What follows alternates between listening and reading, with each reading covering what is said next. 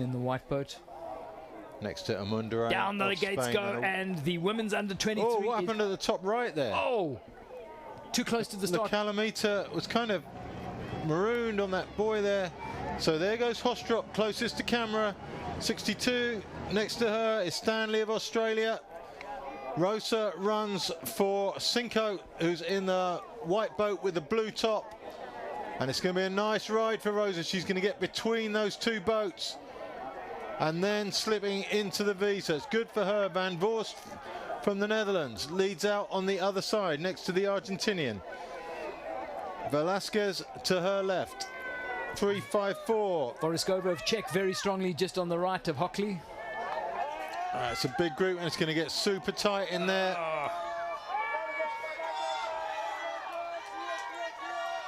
Somebody's missed that front V. They should have been there. 3-7-5 right round the back. Chepe on the far side. She got in a muddle. She's taken herself out of trouble there. Cinco going out hot now. Hockley shadowing her.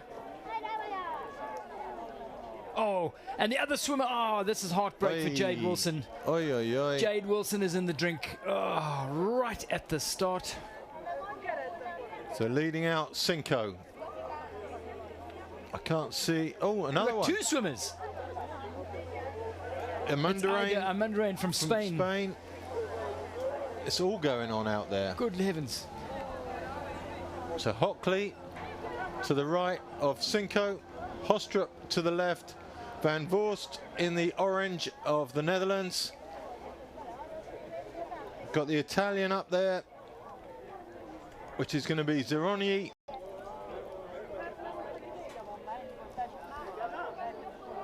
Greta Rosa on the right-hand side of that group. She is in there on the right-hand side as we look at it now. And there's a strong group coming up on the left. A group also. of 5 trying to ride the outside wave to get back into contact with this front bunch. That includes the current world champion, but it's the Argentinian leading that chase. That's Velasquez of Argentina. And it's a massive group now. Everybody back in the game.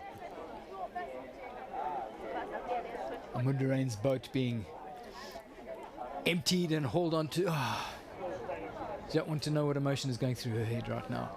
But it's Cinco at the front in the colours of Hungary. Genevieve Stanley at the back of that shot on her own. It's a bleak old place to be. That's a scratchy bit of water to be paddling on there. This is some race.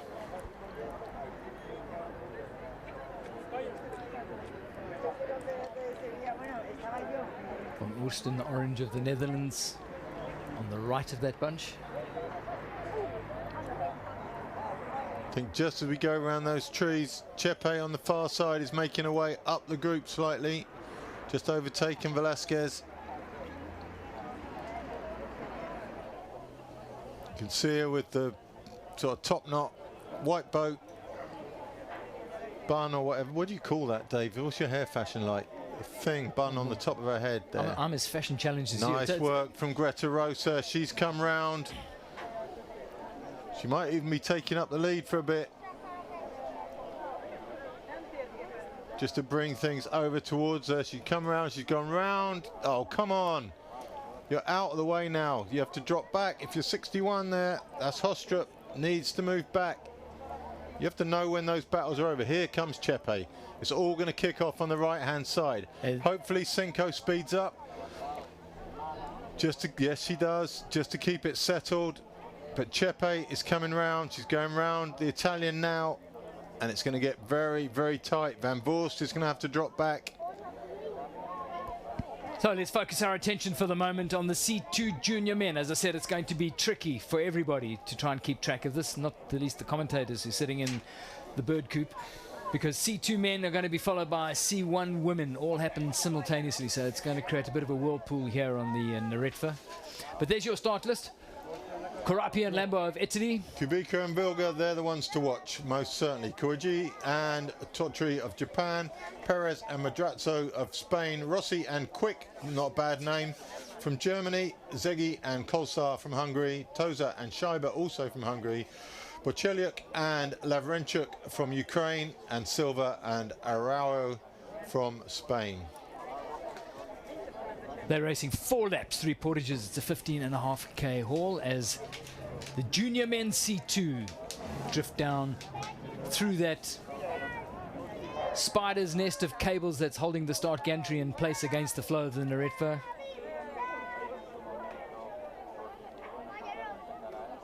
Don't believe that caption. That is the C2 men junior that we're looking at right now.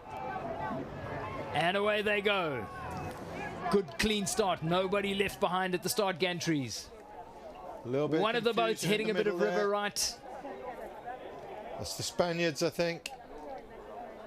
They're heading out. Yep, Spain. The nose of Spain's boat going out to the right. Ukraine looking strong. Pochiliuk and Lavrenchuk. Traditional bandana canoe paddling. That superseded or preceded rather the backwards cap, the bandana, but it's still strong. Oh, some contact happening here on the right. We've got that's the Spanish again, isn't it? Trying to come in. So Spain and Hungary. It's the Hungarian boat that came in contact with the Spaniards ahead of them, but they all got away clean. Germans closest to us. It's Rossi and Quick. Zegia and Kolezar. Second at the European Championships behind the Poles, who we can't see yet on camera. So we got Germany, Ukraine and Hungary. And Hungary. So the Ukrainians are coming across. There's going to be contact again, I think. Germans just managed to deviate in time and the Hungarians look to be away. No Poles. This is a downstream leg. There's no point in pulling to the left, so it's just not holding line. Zegi and Kolsar.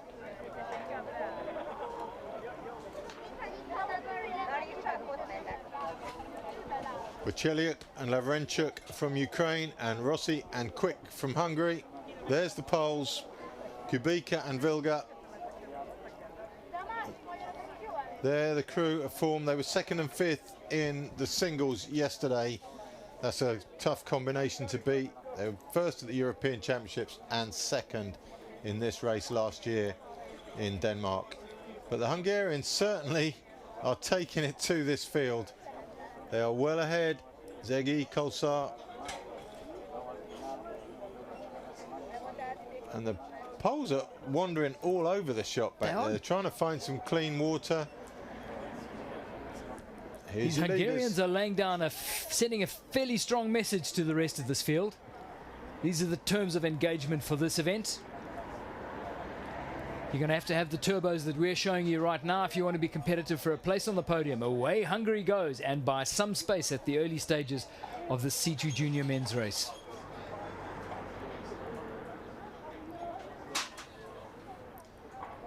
Could have already broken into a bit of a procession, this one.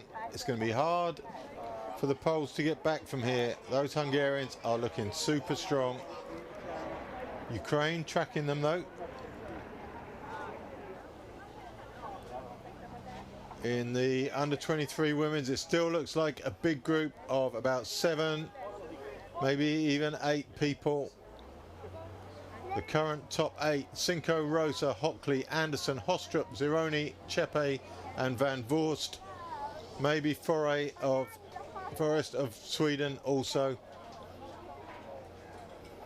And in case you're wondering how Ivan's getting those updates, if you're at any stage frustrated by a focus of attention being put on any one of these 3 races happening simultaneously, Track is your alternative. Or indeed with us warbling on whatever we warble, Dave, they might be fed up with that. Ivan does warble liberally off Track, yeah. But if you're looking for an alternate source of online information, Track is your way to go. Links are easy to find. C1 women's under 23. That is a big field of 19 boats. Metkovic from Hungary, Veverkova, one of the ones to watch for sure from Czech.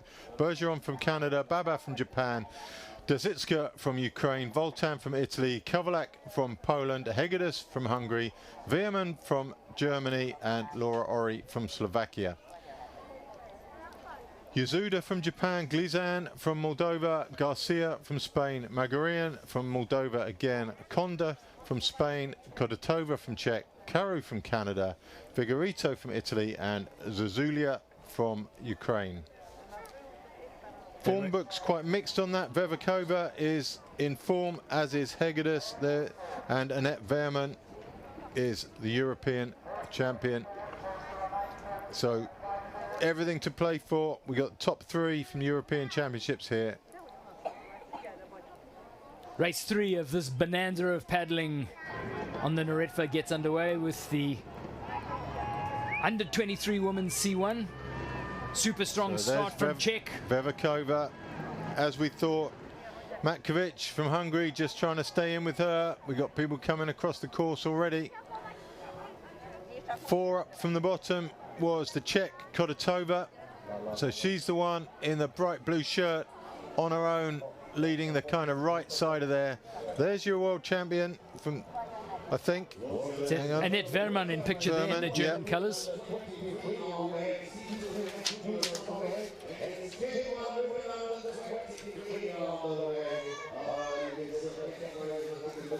These women racing 3 laps with the 2 portages and then the 1 small. And 3 races happening simultaneously. So all heading down to the bottom. By this stage, the women's under 23 K1 will have turned at the bottom, and we're going to have to use Track to give you an update of what is going on there until we get visuals of that as the Seaboat Flotilla. I think we could have a bit of a break in the women's K1. It looks like Rosa, Anderson, Hockley and Cinco may be a little bit of a break away from Chepe, Hostrup, Zironyi and Van Voorst. That's only on the data. Sometimes that data's a bit unreliable or a bit spaced. Confirmation on screen that Jade Wilson, the East Londoner, has, after that swim right at the beginning, been forced to abandon her race. She hasn't been abandoned. She's the Burkitts are here. They're de facto guardians for her wherever she goes. So she's been far from abandoned, but her race has ended, which will break her heart. Hello, Ivan. So C1 under 23. It's Ukraine from Czech. So Ukrainian, Desitska, Veverkova, Matkovic, Veerman, Voltan, Karu, Hegedus. That's the order so far. Those pink tights are going to make it very easy to spot during this race. Handy for us commentators. Thank you, Anastasia. Desitska, Veverkova and Matkovic are away. Veerman in the red boat to the left of screen with the Italian Voltan. You can see them just coming together there. This isn't going to be all Veerman today, that's for sure.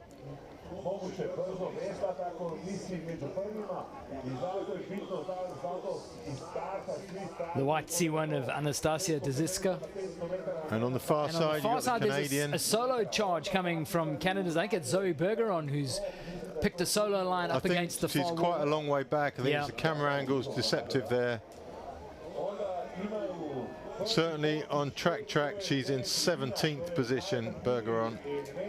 Seems a bit unlikely. Here we go.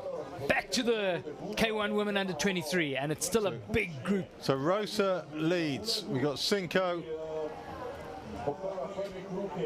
We got Hockley, Hostrup, Zironyi, Anderson, Chepe, Van Voorst and Foray.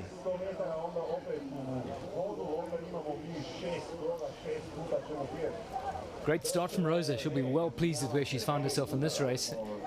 She's a proper hardcore racer, done a bit of training, so it's been visible to the kids at our club, where she comes and visits once every couple of weeks, which is invaluable to us.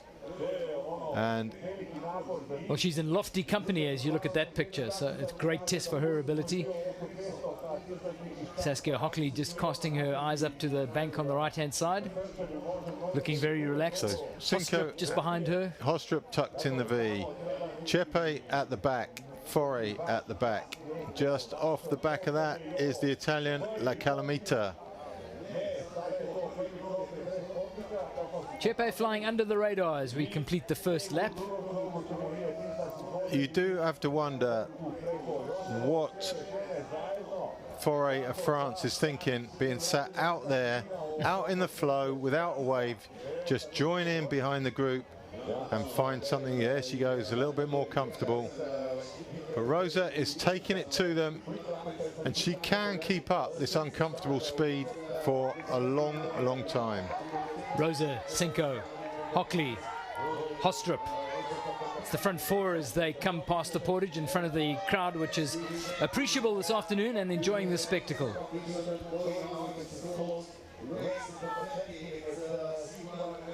Rosa, first year at this, she was junior last year. Coming straight into the under-23s with, it looks like an intent to do damage. Van Voorst in there still. Toledo. Along with Australia's Genevieve Stanley. A long way back now. They're a couple of 100 meters behind already. And this will be interesting going around the top turn with a group this long. Because if Rosa goes close to those boys, it's going to be a bit uncomfortable on the inside for Cinco. It's a 9-boat bunch as they come around to the top turn. Rosa being very gentle on them around that turn. Very courteous options being taken here. Now you're in the current. Chepe at the back though, who's struggling. Now we've got trouble with the red boat. Yeah. Foray is going to be really tight. Snuck inside that. Just. It's going to be tough to get back from there, but she has got Chepe with her. As we switch our attention to the C2, the Ukrainians of Bachiliuk and Leverenchuk have caught the Hungarians Zegi and Kosar, and that's your front two. Then about, well, a good distance behind, 60, 70 meters behind now, are Kubica and Vilga. Then further behind again are the Spaniards, the Germans, the Hungarians, the second Spaniards. This is really strung out in the C2. This gold medal race has suddenly become a two-boat affair early on.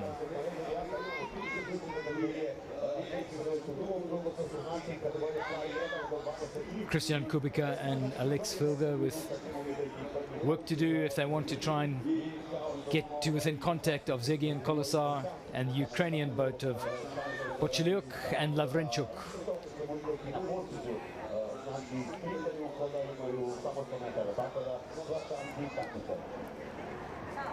In the under-23 women's C1, that chase group we saw of Chepe, Anderson and Foray still struggling to get back in contact. I'm not sure they're going to do it. And certainly La Calamita, the Italian, off the back of that group now. Hungary lead from Ukraine on screen.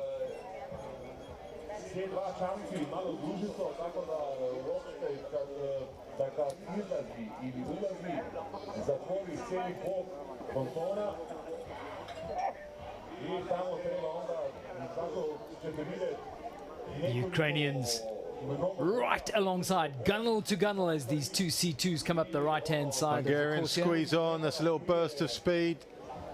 Ukrainians pushed towards the riverbank by that backwash of the Hungarians, and a little gap opens again. C1 women under 23. Looks like a little breakaway from Dzitska of Ukraine, just ahead of Metkovic of Hungary and Vevakova of Czech Republic. There's Dzitska in the white boat at the front.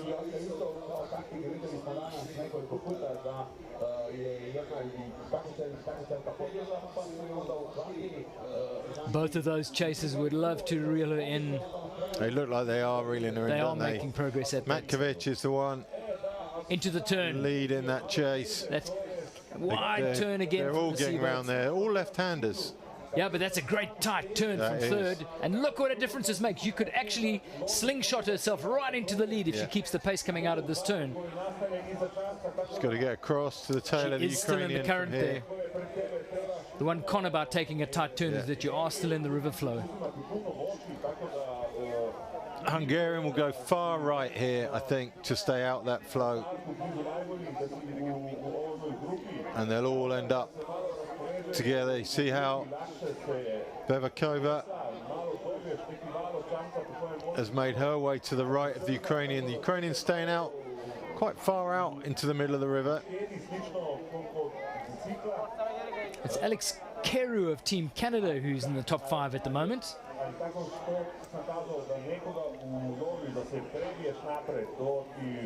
I think she's currently in 7th is what Track's telling us, but she's certainly shaping in the sharp end of the field. Wow, so there's the 2 slightly smarter of the 3 athletes, and they're going to work their way up ahead of the Ukrainian at this rate, because they're just in the water that flows slightly less, and that gap is going to close fairly rapidly, especially working together. If the Ukrainian doesn't come across. Well, I think she's woken up to that. She is dragging across to the right. It's a gradual right-hand turn anyhow, so it'd be crazy to stay river center.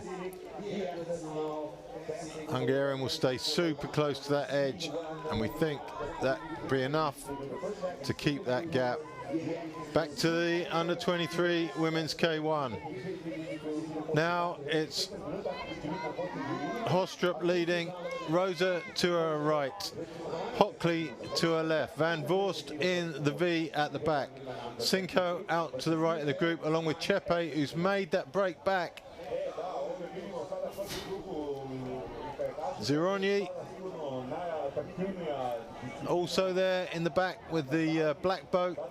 So we've got a 7-boat front group. Hostrup leads. This is a good race. Going to be an interesting portage with 7 clamoring to get into prime spots to get out early.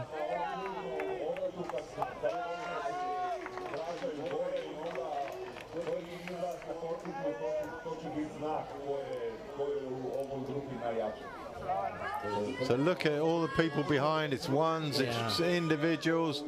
They really need to get together behind if they're going to have any meaningful chase. Hostrup leads, looking very strong, very controlled. But Van Voorst has been tucked in the back of that group for the whole journey so far. Tidy. Here comes Chepe. No, Cinco, sorry. Trying to come around Rosa. Rosa having none of it. And Rosa looking pretty dominant out here. She's up for it today. And Chepe's the one. Look at that. Straight off the back of the group with the turn of pace that Rosa has introduced. Chepe, it seems, is a little bit out of sorts today. Hockley having a look across. Hostrup also looking strong. Rosa comes across. Hostrup in prime position as they come up to... And straight back into that lead V. Van Voorst of the Netherlands, who is doing a superb job here. Very relaxed looking Hockley sitting on the left. She's managed to stay out of trouble handily throughout this early stages. Chepe back in contact. Still the 7. Zironi also doing a good job. Is the Hungarian, where's Cinco going? Going back to talk to her mate or what? Drifting right out of the back of the bus. Yeah, just off the back there. Is she going to come around and they're going to work together, or where are we going with this? Hostrup leading with Greta Rosa to her right. And Saskia Hockley sitting on her left. Cinco appears to have dropped off and is drifting backwards. And dropped off dramatically quickly. It wasn't a tactical move. No, she just kind of stopped. You just hope. Chepe is there. No, here she comes. She's on this side of the group now. Did she pull all the way around the back and to come up on the inside? I'm not sure what the thought process was. I'm not sure there was a thought process. On the inside, Hockley doing a good job. Van Voorst needs to get her nose inside Hockley's boat, otherwise there's trouble there. Round comes Chepe. Bit of experience paid for her there. Cinco coming up the left of Chepe. Maybe she wants to go left of the pontoon. Maybe she's thinking about that already. I think you're... I don't know. What's happening here? I think that's exactly right. Saskia Hockley now at the front. Pressing onto Hostrup.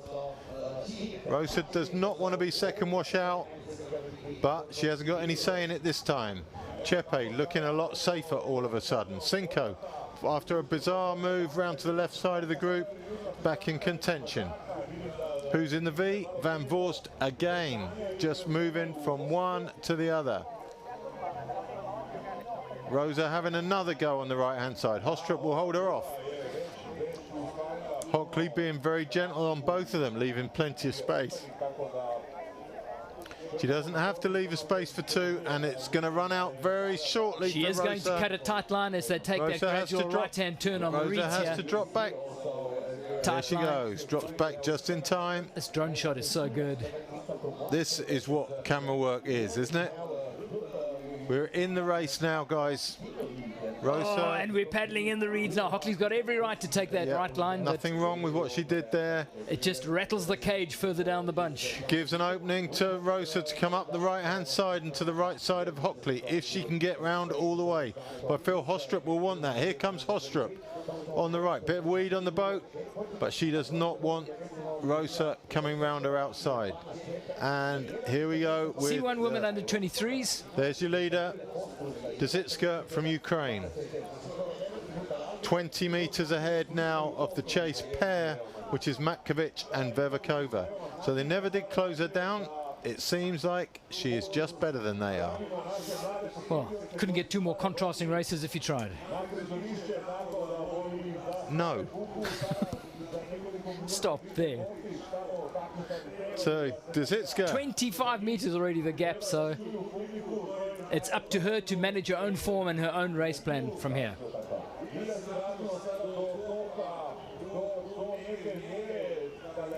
Dazitska, Metkovic, Vevakova, Verman and Keru. That's what we're getting out of the timing system. There's the chase pair. Who are coming up on the inside in the... Dazitska still out from the edge. The other's still in the edge, but it hasn't paid off yet. Think how far she could be ahead if she moved in just that little bit. First portage coming up. No. No, not the first portage coming up. I've got messed up there. Unreliable as ever. We mean well.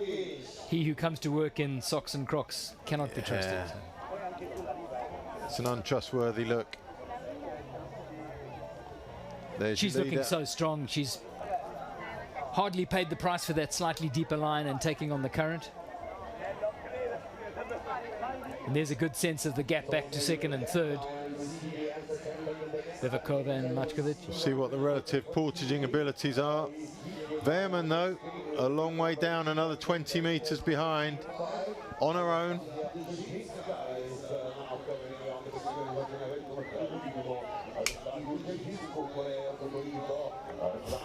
I think one of us must smell a bit funny this afternoon, Dave, because we've been swarmed with flies in our commentary box. If you can hear slapping going on, it's because flies have descended on Lawler's prematurely rotting foot, and it's become a bit hectic in here. So. We've got vultures flying overhead. Pretty much. Flies down here. It's there's this back to the C2, and we are currently looking at Rossi and Quick in the red boat, with the Hungarians Toza and Scheiber just behind. There's the Spaniards. I think that's Perez and Madrazo. And there's your leaders. The Ukrainians. Zegi and Kosar, Hungarians. Bow draw stroke to keep it tight. That's when you've got the power coming in the back of the boat. You can afford to do that. That's handy. The Ukrainians look a lot more organised around the turn, keeping the boat speed up, taking a wider circle, but the boat speed remains. Well, that bow draw comes at a price because you're going to sacrifice boat speed, and the boat coming quickly around the outside has seen that. And so these two are essentially together, just a few meters between them.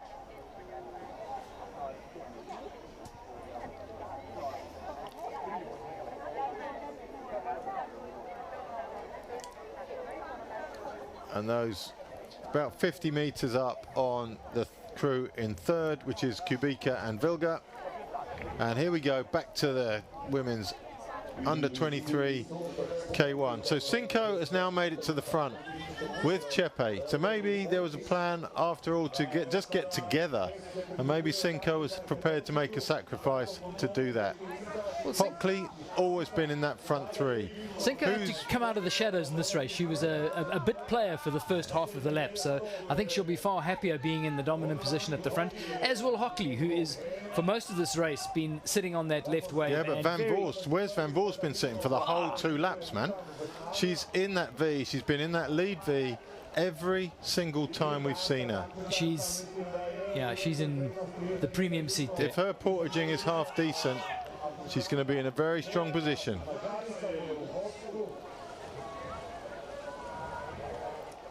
So Hungary, South Africa. As they come around the corner, and this will be portage 1. This is portage 1. Hungarians just taking up the speed a little bit. It's still 7 boats clustered together as they come into this portage. Zironi looking good on the outside as well. Chepe upping the pace just a little. Hockley sees it. Pace keeps comes going with up. her. Hockley looking very unflustered, I'd say. Doesn't look particularly bothered by the change of pace. It's going to be Hostrup and Rosa who pick up the pieces at the end of this. Into the portage they come. Good choice from Rosa. Bad from Van Voorst. She's come in. She's got out well though. Everybody out Just got more caught in or less traffic. clean. Rosa last onto that pontoon, onto the rise of the ramp there. Hungarians going through. Hockley though is running away from the crowd. Flanked by the 2 Hockley Hungarians. cantering through the field on the first portage. Zironi running well behind them. The 2 chasers. That's Le Calamata and Anderson. Great run from Hockley. She's going to put in first and by some distance. Doesn't overcomplicate the pudding. All sorts going there's on. a traffic jam on the right-hand side of that pontoon. Very Hockley cautious getting in from Cinco on the 2 left. Hungarians right behind her. Chepe away, Hostrup away. Hostrup good. Everyone's still in contact. Everyone will survive this. Hockley leads them on the still water up on the right-hand wall. So Hockley, Cinco, Chepe, Hostrup, Van Voorst, Zironi, Rosa. So the bunch will have noted. Okay, there were a few shaky moments in that. Van Voorst, her entry into the portage looked really nervy, but she's recovered super well on the. She got out well, she ran well, got in And well. we've got a seaboat paddler who's right in the turn as well, drifting down with the river current. Hockley's going to squeeze through onto the top turn can, but it's going to be less cozy for the tail enders. It's squishy Cinco in trouble there. She's made it round. The Italian Zironi only just going to get round The that one seaboat's also. going wide, thank goodness. Well, that's the And nature we're all of the safe seaboat. now. It's a long line though with Hockley at the front of it. That is 10 days ago she was racing Life-Saving Worlds in Australia very successfully. Chepe. Jumped on the plane, change of clothes, up to Croatia. Good for her. Mix and match. It's definitely a very good way of going about this. The 2 Hungarians, 2nd and 3rd. Then it's Hostrup. Then a bit of a gap opening now. Van Voorst, Zironi and Rosa. It's a bit of a gap back to those 3. Hostrup just about hanging on to the front 4. Out to the left goes Cinco. Chepe leads. Zironi taking advantage of that slight change of group shape to move up about a length, half a length. Hockley egging on the Hungarians. This is a chance to I think Hockley whittle wants away to this do group. more. Hostrup safe. Here comes Zironi. She's pulled Rosa back and Van Voorst just hanging on still. Hungarians in the C2. Now 25 meters clear of the Ukrainians coming upstream as they come forward to their first portage. No pressure on Zombo Tseki and Bonifak Kolizar as they have this race by the scruff of the neck. I must admit, I take note of the comments that have come in during the YouTube comments asking for split screens. It would be a super cool way to watch. We've got 3 races going on here. 2 is complicated. I think that puts us in a very position of huge responsibility, Dave, so I don't like it. Because we'd have to choose which one to talk about. Oh gosh. And that would be really difficult because I think, yeah, however you like to split it, I think everyone has a bias about what they like watching the most. And I think I'd come up short, frankly. Zegi and Kosar lead in the C2 race.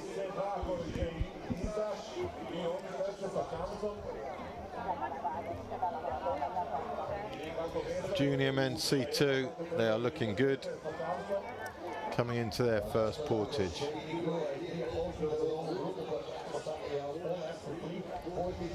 The C1's broken up just a little bit, it seems, somewhere out on the course, with Ukraine now 30 odd meters ahead of the Hungarian, who is also got another 40 odd meters ahead of Vevakova now. So that's the C1 under 23 women. But on screen, it's the junior. Portage time for the C2 crew.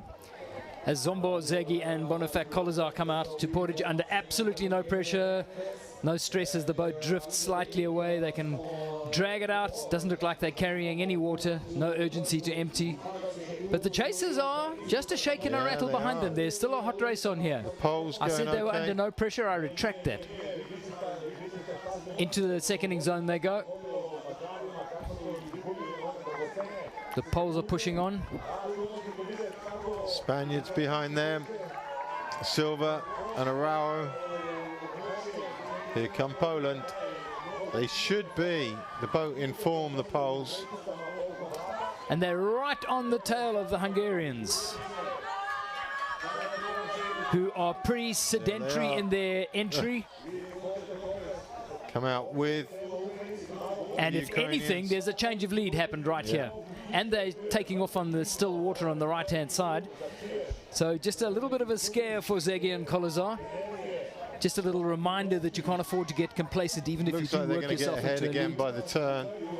Kubica and Virga are also right in the frame here, so we do still have a solid race on, and that's junior men's C2. Silva and Araujo just behind them. I think Dave's lost the plot, frankly. He's hitting himself in the head here in the commentary box. Perez and Madrazo coming in. They're quite a long way down, these guys, a couple of 100 meters behind the crews we've just seen. Behind them, Rossi and Quick. We can just see them getting out in the background. And on the left side there, Tosa and Scheiber of Hungary. Round the top turn they go. Hungary back in the lead from Ukraine. From Poland, and then a long way back. No, from Poland, then Spain, then a long way back to Spain too. Well, there's a simple lesson learnt in those front 3. The Hungarians cannot afford to be lackadaisical on the portage. No. They might not like it, but they cannot afford to take the foot off the pedal. They will surrender whatever lead that they've built up over that lap just by being lackadaisical on the portage. Here we go. It's a sustained effort from them. I think none of those crews are keen to see the Poles back, and the Poles are back. They're with the Ukrainians, just out of shot.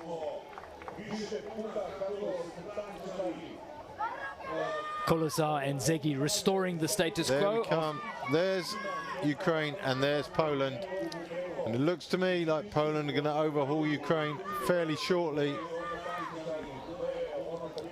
Ukraine again at the front of the under-23 women's C1. She's got a lead now of 40 seconds or so, 40 meters or so. You can see from the graphic at the bottom, I can't anymore because it's gone. So 45 seconds you'll see as the breakdown to Metkovic and Vevakova. Another 40 seconds back. So meters, this women's under 23 C1 race stringing itself out early on in lap 2.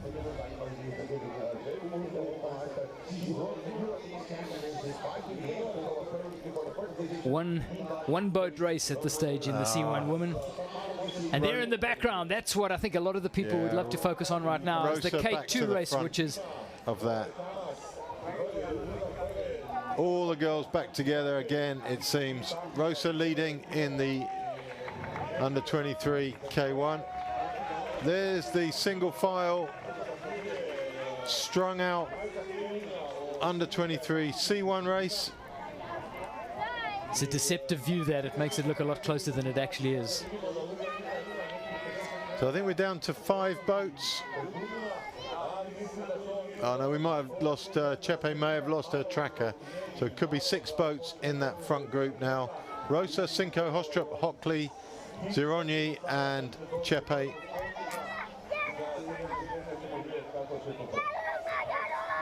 Metkovic, second place in the C1. On her own now. She did have Vevikova for company earlier, but now Metkovic finds herself almost exactly halfway between the leader and third place on her own, making her way towards the portage. Contrasting styles. She has a relatively early catch with that blade. Digs it in deep, but it's not nearly as far stretched towards the bow as Dezitska, for example. That means her stroke rate is going to be quicker and she's going to expend more energy in the process.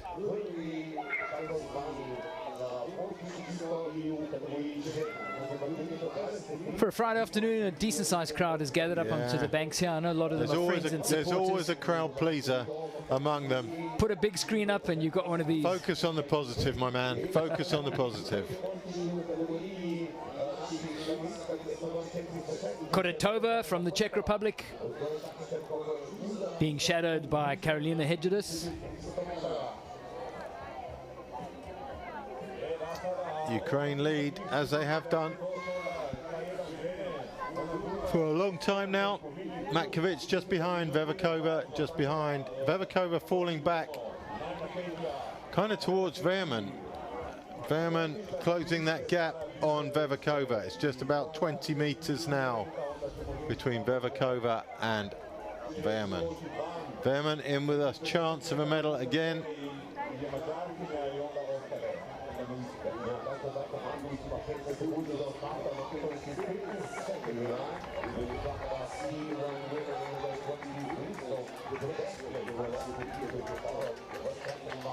She did beat Vevikova at the Europeans earlier this year,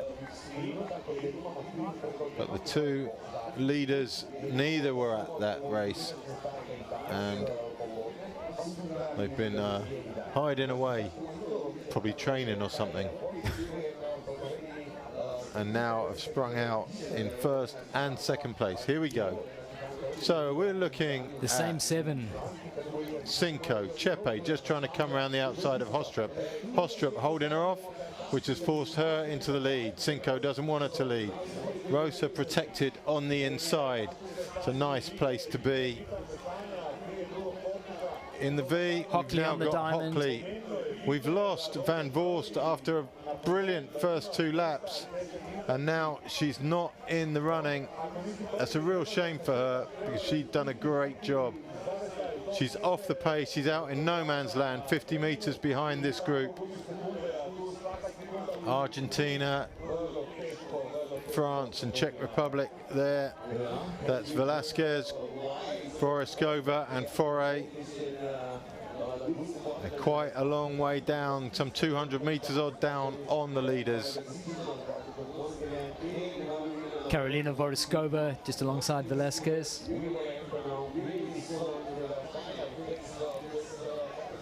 As they work their way, and this is going to happen for the rest of the afternoon, work their way around the seaboat paddlers. Everyone's being fairly kind going around there. Rosa just having to drop back a little to get around the C1. Now she'll move up to the side again. Neatly done. Hockley not fazed by that. She knew that Rosa wasn't really dropping back. It was just a temporary situation.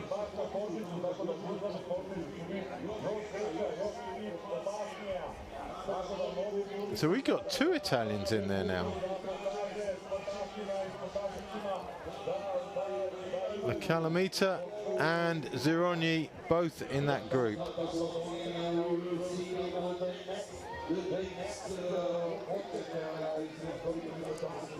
In the white boat, we have La Calamita, and in the black boat, we have Zirogni.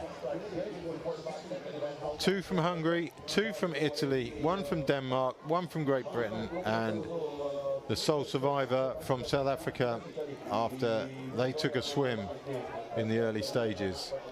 This is going to be awkward for the portage. This is, well, the last really portage was awkward. We saw 4 boats getting caught in a log jam on the right-hand side at the first portage. Yeah, but we've got C1s in the mix now. Correct. As well.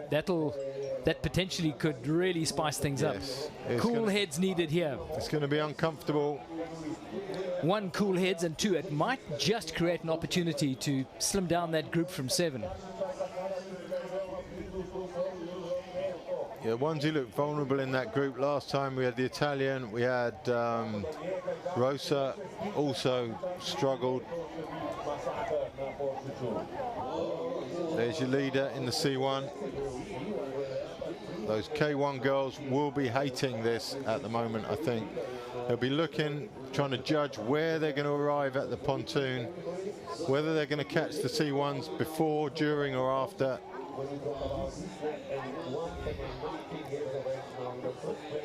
Clive, thank you for the comments. We're doing our level best to sort that out and get the balance right here. Anastasia Deziska in the colors of Ukraine has the C1 woman under 23 race firmly in her grasp at the moment. Very determined young woman. And it certainly hasn't shown us any chink in her armor at all during this race. She's increasing her lead over Metkovic now, 70 meters. Another further 70 back to Vevakova. Yeah. Just 20, only 10 now between Vevakova Into and the portage Veerman. she comes. You feel Vevakova's going to catch up Veerman at some point. Veerman's going to catch up Vevakova rather at some point. No rush. Very unflustered, very safe, very clean portage. There are no boats around her. Metkovic comes in.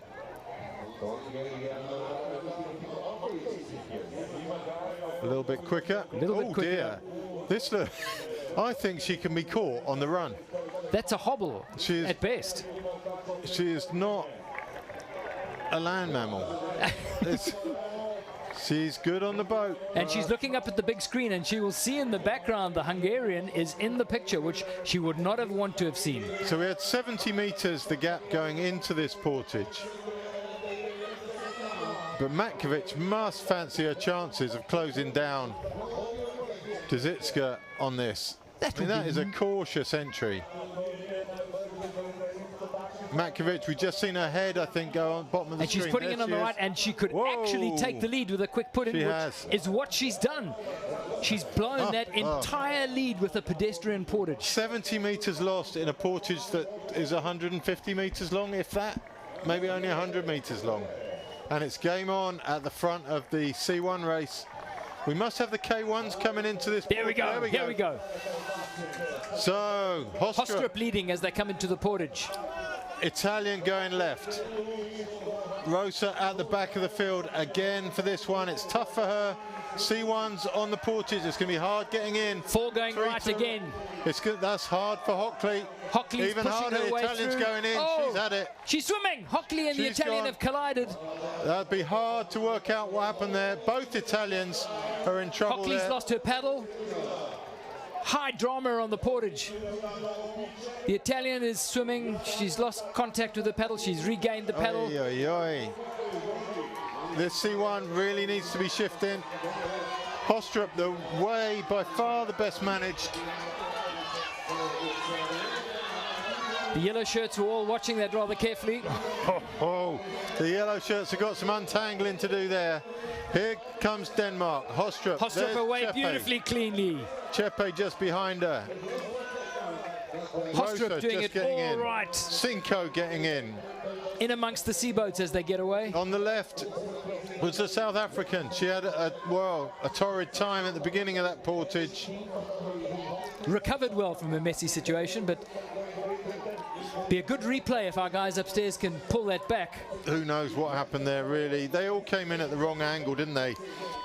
Hockley looked like she'd set up her line late, and she cut across the front of that portage. Hockley was the last of the 3 in, and by being the last of the 3 in, squeezed the other 2 out. And she did squeeze inside the Italian to get a place in at the portage, but those 3 boats had definitely congested right at the top of the portage top. Yeah. Well, state is not normal at the front of the C1 race. It's one-on-one, Hungary and Ukraine, and what you know is that if the Hungarian can stay till the next portage, it's game over. She'll turn this race on its head. Yeah, absolutely. I would just sit there. Why would you press on if you're the Hungarian now? You just think, right, every portage I've got 70 meters. And I've got to say, Dzitska's body language is just different now. We were heaping praise on this unchallenged, unfazed athlete, and it's suddenly looking panicky. It's all unraveled for Ukraine on that last portage. She must have known that was coming. She must know where she stands on that stuff. So both of these women are running in, and I'm going to steer completely outside of my lane here. Both of them are running on what I would call fashion shoes. Have a careful look at that portage. Dave, we're blokes, we're over 50, and I don't think we have an opinion on fashion. I'm just saying. I'm sat there in Crocs and socks. Crocs and socks, You're sat there like you've just stepped out in 1985. And you're commenting on fashion. I'm looking at appropriate footwear for and maybe it doesn't matter. What you're looking at, Dave, is inappropriate comment. And they'll probably find me in the restaurant this evening and give me a sound whack around the ears. You down. With a wide size shoe. So the regrouped at the front of the K1, Chepe, Hostrup, Cinco, all still there. Rosa and Hockley are just back in contact. Hockley maybe a little bit of work to do, but basically they're back. And it's the Italian, well, both Italians, isn't it? Just suffered big time through that. I don't know if we can get a replay of the entry into that portage, but chaos was a little bit hectic. I'm sure we'll get some sort of message from the powers that be. I'm busy keeping an eye on the communication channels here to see if it's a 7-boat bunch coming into a pontoon portage. Do you write it off as racing and it happens? Yeah, I don't think you can second guess decisions that are made. I think people see these things differently. I see that as racing. I think if you come in first with 2 behind you, you can't stop right on the end because those 2 have to go somewhere. And no matter how many boats are coming into the portage, if the first one pulls in at the earliest point in the portage, there's going to be a logjam. You can do that deliberately to disadvantage, to shut but somebody you know out. that there's also a cost to that when you do it. People can come up your inside, and that the incident that we saw can happen. So these 2 well ahead now, I think, some 60 meters ahead of the Ukrainians, who are only 10 meters ahead of the poles. So we got these guys have got the portage is beautifully lined up. Time on their hands. Braking that guy gets out without holding the back of the boat again. I don't. He does leave an ankle in it to keep it there, and he did a super job with that braking move to make sure that the boat came in parallel to the pontoon. Ukraine coming in. I think the Poles will overhaul the Ukrainians on this portage. Hungarians up and away. No, there's the Ukrainians. Poles in all sorts of trouble. Poles are right behind the Ukrainians, nice empty. Strong run now from the Hungarians. If anything, it's going to extend their lead. There's the Ukrainians having a quick look at the big screen as they run through. Hungary up and away. Burger and Kubica didn't do themselves any favors on this portage. See if they can make up for it with the put-in. Ukrainians back with them again. Where are the Poles? The Poles were just... The Poles came in. It's, he's dropped the boat. That must have hurt. That boat caught the back of his leg. Or his heel by the look of it. And they're in no rush at all, are they?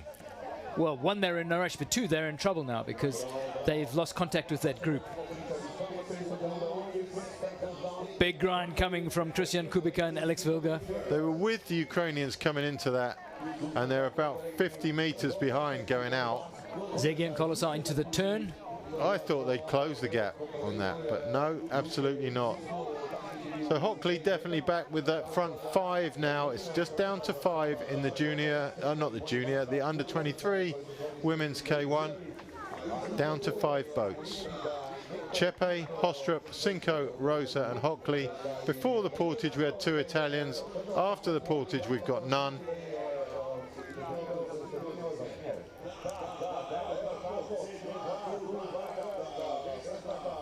So if you read the leaderboard, the positions remain the same. The status of the race, however, is different.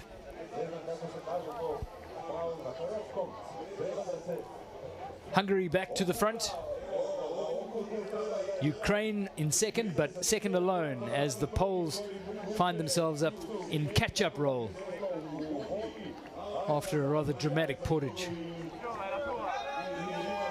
So K1, that's the Kalamata having a solid attempt on her own at the back there to close the gap. If she can do that, that's some close down. Closing down 5 boats on your own. She does seem to be making headway at that gap. I'm going to give her that. She'll be burning some matches to do that, but it'll be worth it. There is a place there for her when she gets there. You can see it, that open space behind the blue boat of Cinco. So she can see that as a reward when she gets there. She is going to close it. That is impressive. There's a parking spot waiting for her there, and she is homing in on it right now. Even if she stays there on the turn, she'd catch that group. But she's going to get there before the turn. That's a good effort. That is super impressive. Straight in behind the blue boat. She knows where she's going. Just that one big wave to climb. See, she's climbed directly up the middle. If you come closer to either Rosa or Hockley, that wave wouldn't be nearly so big to climb over. But straight down the middle, maybe she feels really strong, who knows. So Chepe, world champion, leads. And suddenly looking the dominant personality in this bunch. Hostrup, Cinco, Rosa getting a rest at last. Hockley on the outside of the group, and the Italians straight back in there. Super impressed by that.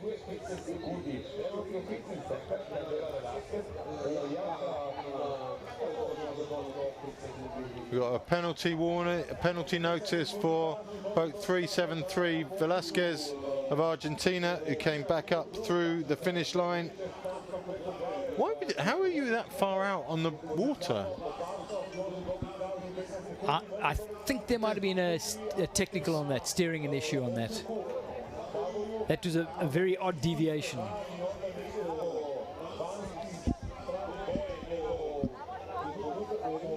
There's a lot of odd deviations around, Dave. Deviants. To which the sticker up to your left is testament. Holy camoli, yes, that's it. I'm not sure what this cabin's been used for before, but there's slightly unsavoury sticker on the wall that now Dave can't take his eyes off. No, I've been doing a very good job of keeping my eyes off it. It's disturbing at best. Chepe leads, Cinco to her right, Hostrup to her left. Rosa tucked nicely in the V, finally getting a bit of a break in this group. Hockley on the outside, and the Kalamata, sorry, has just done a brilliant job to be where she is. And can afford to. Hockley looking a bit shaky at the back of that at the moment. She's drifting away off the back of that bunch, and for no good reason. The Calamita's bringing her back to it. There's a nice wave for her when she gets there. She'll get a breather. I think she might be sizing up getting onto the tail wave, the diamond wave, when the reorganization happens. If Chepe doesn't drop down too. There's your leaders in the C1 as well. So 2 races in 1. Winner every time. Cinco goes through. Split screen, look at that. Beautiful. Cinco doesn't go through. Chepe holds on to the lead. Rosa drops back into the V again.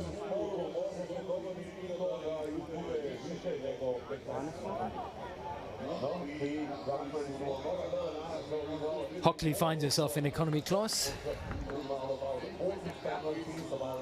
let's call it premium economy, because it's a lovely wave back there. It is. It is at the back of the group, but she's got a good solid wash to sit on. She's come in here with a race strategy to stay out of trouble, keep her nose clean. Didn't exactly show it in the portage, but for most of it she stayed away from all the trouble, and she's meekly sat on the first wave or an outside wave. Cinco goes up. Rosa, stay where you are. Stay where you are. No, she decides to go to the right. Hostrup trying to come around Chepe, and that's going to cut Hockley off in the back when she does it. Yeah, Chepe gets squeezed to the back, and yeah, Hockley looking a bit vulnerable at the back of the group. Back in again. Portage time. The turn of speed seems to be bothering Hockley at the moment. Her teammates will know better. They'll know what she's like normally. So Rosa now having to drop back. A lot of that confusion could have been saved had Rosa stayed on the back of that blue boat all the way through that move, never moved up the right hand side. Would have given her a lot more protection there. Cinco now going, and Hockley going to duck in behind Rosa. Nice move. Trying to go inside. Nice move.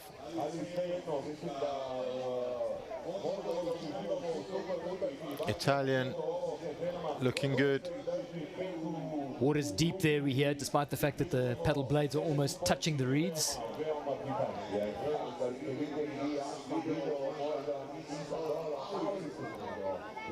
Cinco, Hostrup, Rosa. Two Hungarian boats in the front four. La Calamita. Yeah, I'm loving the Italian at the moment. She's done that big catch up on her own. She seems settled. I mean, it's not the best wash to be sat on, but she seems very settled on it. Oh, bit of shouting at the back there. Rosa does not want Chepe up on her inside. This is going to get tight, very tight. Chepe wisely drops back. Yep. Rosa should also drop back onto the tail of the blue boat, which she's going to do. That's nice there. Everyone's doing okay. It was a little bit of a tense moment there for the girls. Cinco looks like she has control of this.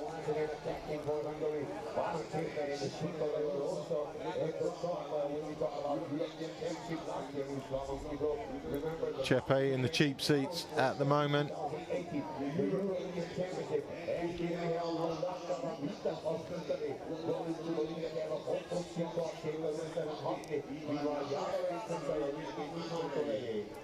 What would you do differently coming into this portage, having learned the lesson from the last one? Because that... For who? For all of them. Going into it, I mean... I think it's the ones who went to the left that need to learn that if you're first to that left, you've got to move down, because although you're holding other people up, you make yourself extremely vulnerable. Yeah. Chepe just hit that bush and got knocked off her wash at the back there. She'll make her way back to the group, I'm sure.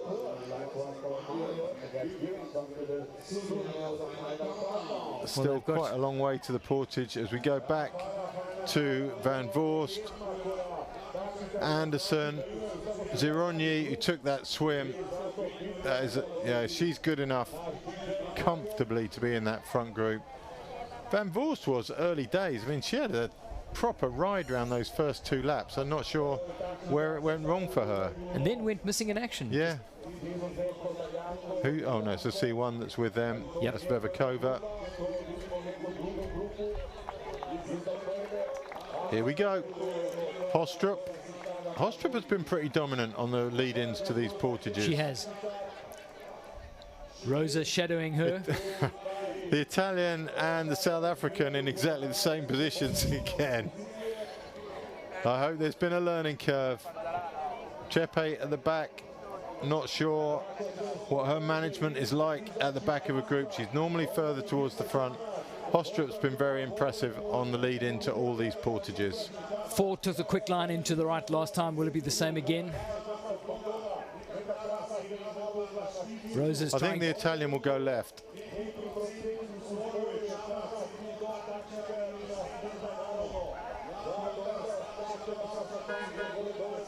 There's stress in some of those faces.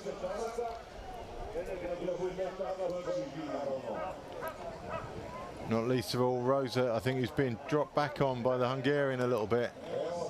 It's getting a bit tight on this inside. Hostrup leads coming into the portage. The Calamita just on her left. That will probably define the split between left and right, I think. I think the Calamita will go left. I think that's where she wants to go. She's comfortable there. But Hockley has to miss the back of her boat this time. All plan to go around her and go long. Yeah. Keep the boat speed up.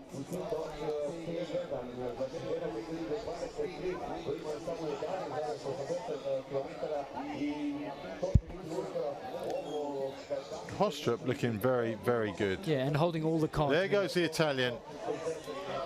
Wowzers. This has stripped the group down a little bit. A couple of them struggling for speed Hostrup there. going right. The Italian, as you said, is going to be going left. There's 5 of them going right now. The Italian is clean on the left. This is an opportunity for her. The Italian did a braking on the right-hand side. If you go that side, you have to brake on the left. Who's at the back of that group there? Hostrup leads. It's Hockley at the back in the grey boat. Rosa in the front 4 now.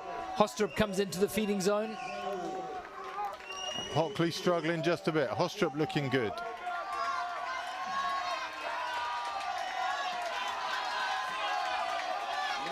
Hostrup leads them down the jetty. All 3 of those first 3 are on the right-hand side. Calamita has done her shares a lot of good in this. Yeah, we'll circle back to this now. Hostrup takes off in first, hugging the right as everybody does. Greta Rosa third away, then Chepe.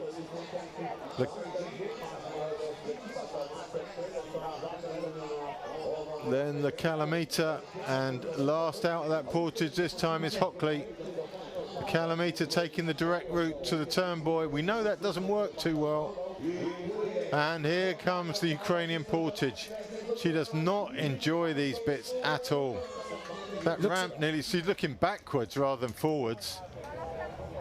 Oh my word. It's game over for her now. This could be the pivot point of this race. Oh, we're on final portage. This could be a break to win the gold. Oh, the focus seems to have gone. Dzitska in trouble, I've got to say.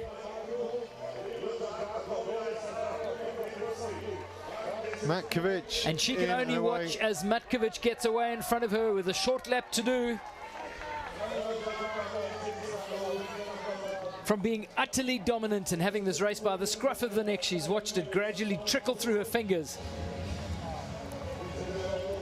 Yeah. And it's Lily Metkovic who puts in with clean water ahead of her in the C1 Women's Under-23 race with just a short lap to do. The pressure is now all on Anastasia Dzitska. Van Voorst and Anderson away from the portage. Somewhere there is Zironi as well. But there's your leader in the C1. Your under-23 C1 champion is going to be Metkovic. Portage times 1 minute 12 seconds. Yeah. Oh.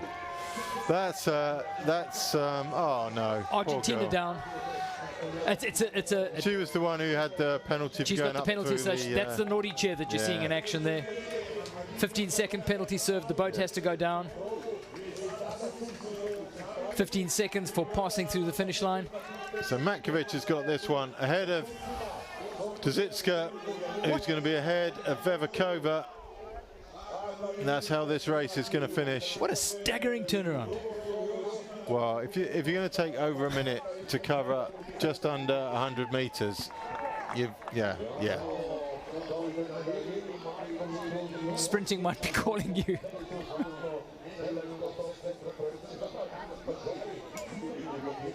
Metkovic the gold away. is now another gold heading the way of the Hungarian swag. Lily Metkovic goes past the Finnish boys that she will be returning to in just a minute or two's time. About 100 meters ahead of Tzitska. That's the difference it made on that portage. That's an expensive portage for the Ukrainian. Both of those portages were brutal.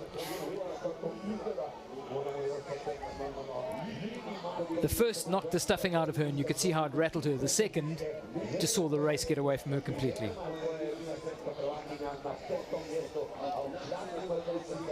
It's all happening here. We've got boats going sideways. C1s mixed up with C2s. C2 also on their final portage. It's Zegi and Kolsar 50 meters ahead of the Ukrainians. The Ukrainians, we know portage well. At 50 meters could come down. And there the Poles are in third. We're looking at Garcia from Spain.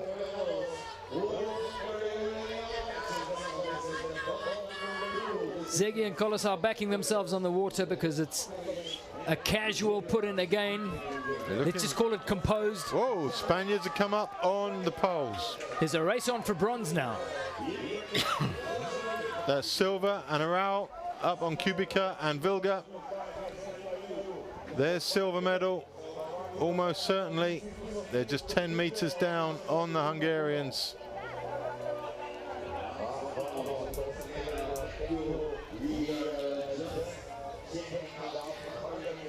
Ivan, I sat there during lunch watching the elite men and women practicing their portages, and it's clear that the priority is to get the boats into the downslope of the portage and down to the water at speed, to put the boat in the water with a fair amount of pace, and then to enter with the boat moving. And if you can pull that off, and most of them have got the balance to be able to do it, that boat almost comes smoothly from the run into the water, and then you've got the pace to get the boat clear of the pontoon, to get that first paddle stroke in clear of the pontoon. And it's efficient and it's quick. That's going to be your target. What's different is that after 3, 4, 5 laps, you're tired. And that leaves you extremely vulnerable. Also, you've got other boats around you, which you never have in the practice. It's good to have it as a skill. It's great to have it as a skill.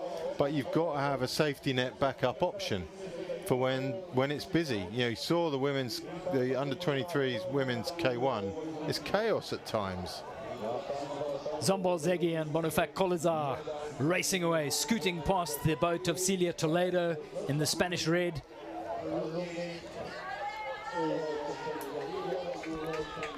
Hungarians of Toza and Scheiber coming up on the boat of Metkovic of Hungary, who is on her final lap. She's got to get out from behind them. There's a bit of banter going on here, I think. Faster traffic, stay left. She's got to get out and through the finish funnel. They're coming through the portage. So she's on her journey home. Lily Metkovic can now line up those Finnish boys. Stuck to her game plan when it looks like she was being handed a lesson from the Ukrainian. 2 portages gifted her opportunities, and she's leveraged those to maximum value, and those have set up for what is a Hungarian gold in the C1 Women's Under-23. Finish line gets closer with every pull. That is a lovely feeling. There's no doubt. All you got to do is cover the distance. Huge moment in the career of Lily Metkovic as she comes down to the line to claim gold for Hungary. And we've all just experienced what it's like to come second in a C1 race there as well, just behind Metkovic. It's massive. I'd say she's pleased with that, wouldn't you? Look at that. And there's second, and it's going to be tricky to go to bed tonight with this one. What? Anastasia, easy, the silver medal. Dave, you really need to work on your phraseology. Throw me under the bus here. I can't believe you even said that. Anastasia Dzitska is going to come down to the line. It's a silver for Ukraine. Can I make a public apology for Dave's comment there? Totally out of order. Can't believe he even said it. 1 Metkovic, 2 Dzitska. Veverkova will be next. And then it's pretty much single file in that race all the way to the end. There's Veverkova.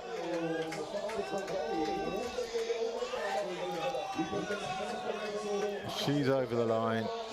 Third Czech. place, very happy with Very that. happy to be on the podium and to medal for the Czech Republic. That sorts out the podium for the women's under-23 C1. Be really nice to get back to that K1 race now. Can you get us an update on track there? Because Yes, the we next can. race that's going to be finishing as soon as that C2. Here they come, 386 in the C2. Meanwhile, in the K1, it's still that lead group of 5.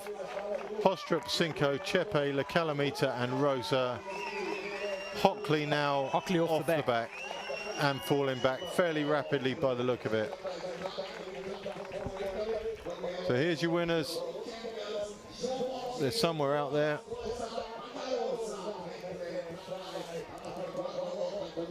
In the C2. This has been super impressive. It's just been relentless. There's been no hold up in the intensity from these two, Zombor Zegi and Bonifak Kolizar.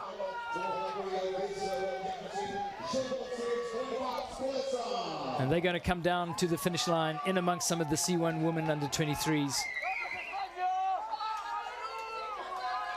There's fire in the eyes of the Hungarians. Zomba Zegi, Bonifak Kolizar, your world champions, C2 men junior. Finished just behind Carew of Canada in the C1, who in turn was behind Veerman. Veerman, not her day today. There she is in the red boat. The Poles just managed to hold off that late charge from the Spaniards. They're in third. Christian Kubica and Alex Wilger on the podium. Spain fourth, and then it's tail enders from there. So it'd be really nice now. Right. It's a long, long way back. Let's go to the women's K1 if we can. Both podiums settled in the seaboat races. And the K1 women's under 23 now down to 5. Let's see if we can find them on the course.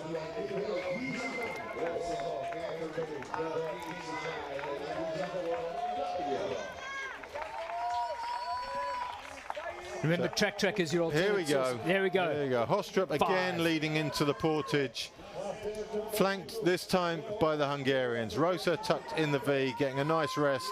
And out on the left, the Italian still showing incredible strength and persistence to be there in this group. But Hostrup definitely the best organised on the portages. That's Van Voorst and Anderson. Where is Hockley? Hockley is halfway between the group we saw initially in this group, a long way ahead of these two, 100 metres or so ahead of these. On her own with nobody to help bridge the gap. She's on her own for the rest of the day. It might well be. But they're just coming up to their final big lap. So Final portage? No. No, second to last Final portage. big lap.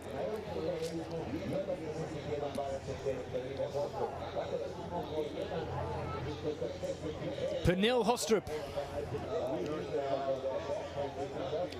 Her fans whooping online, keep it up. She's certainly in a very strong position.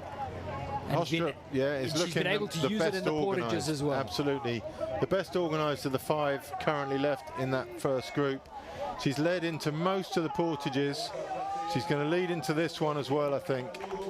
She's got the 2 Hungarians, Panatsenko and Panachepe. We know the Italian is going to go to the left now. And it's complicated organising your braking because you've got to brake, you've got to right to get the boat in line, but then you've got to brake left to stop it. So it is a bit of a mix. If you just brake right, then your back of your boat is drifting away from the pontoon. Away. So she's braking right to get round the corner at the top of the pontoon, but then she needs to drag that left paddle to bring the tail in And she didn't do that on the last one. Hostrup looking around to see where the traffic is, to make sure she's got a clean. Rosa having a chat with someone on the bank. Her dad could be out here. Pernille Hostrup of Denmark leading the front bunch of 5 in this women's K1 under 23 showdown. She'll back herself coming into this portage.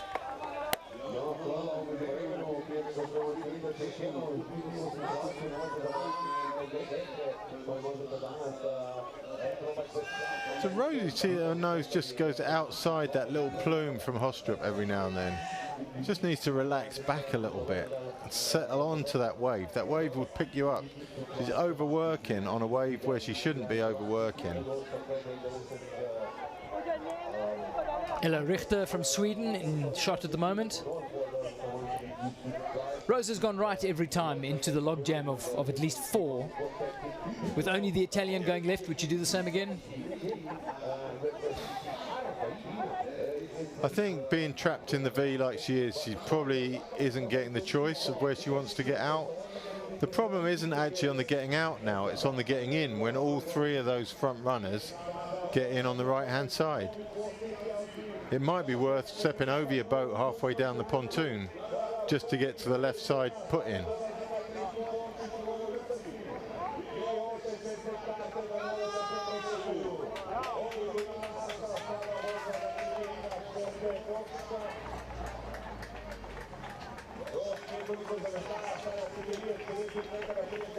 You got a comment from Mike Lavrak on the YouTube there, and he's dead right. You know, choosing sides isn't just about which side you like. It is about which athletes are going that side and who you trust. And that's a really valid point. You do know that some athletes are more chaotic than others, and you do not want to be around chaotic people in a chaotic scenario. So yeah, that's a great point, Mike, and very much taken on board.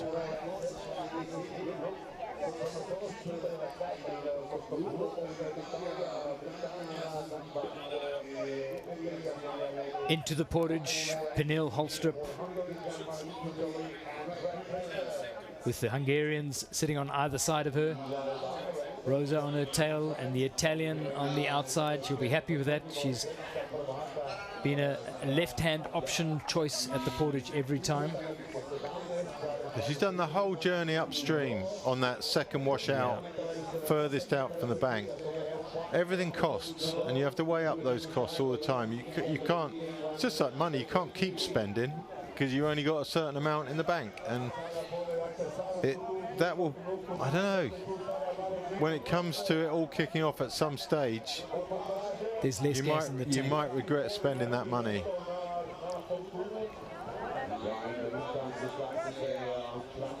Coming close to the portage now, you can see the concrete on the other side of the river.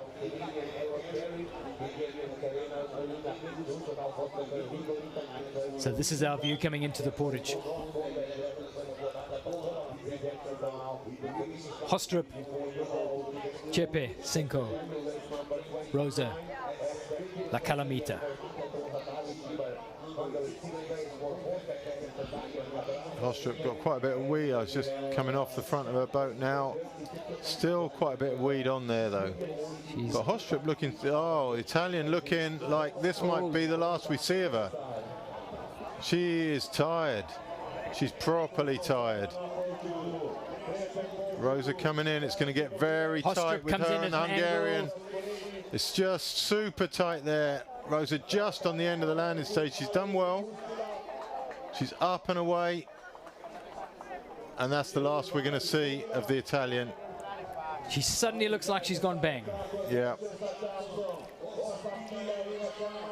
Down to 4. 3 getting in on the right. No, all 4 getting in. Where am I going? No, 3 on the right. So 3 on the right, 1 on the left. That is a forlorn figure. That is someone spent force, sadly, who has overworked and is now paying the price for that overworking. Hostrup first to put in. She puts in right at the end so that those first paddle strokes are in clean water. Everyone's away this time. Game on. You don't really want to rush back. It's going to end up as a group of 4, and you want to be the 4th one back. Correct. So that's going to fall to Chepe. Rosa rushing up to the right-hand side. And Hostrup is back taking the pole. Hostrup is the strongest athlete in this race right now. She doesn't want to keep doing that for another full lap. No. Cinco will take over. Yeah. I think Rosa will go round to Cinco and Hostrup will happily sit in the V, I would imagine. Chepe not looking too great either. Into the top turn they go. Rosa just needs to move across on Hostrup now, get to Cinco, just move across. Here come Van Voorst and Anderson, and the second Italian Zeroni behind them, and it looks like both Italians are spent. The Japanese C2, Sutu of Kawagoe, and Ibuki Totri in the background.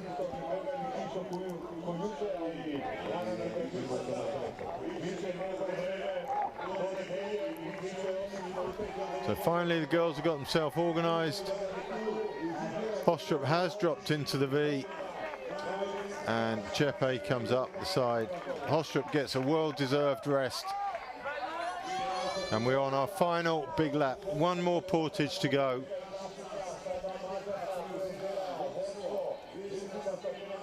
It's that horrible thought, one will not get a medal. I'm going to say that one is going to be the world champion, Chepe.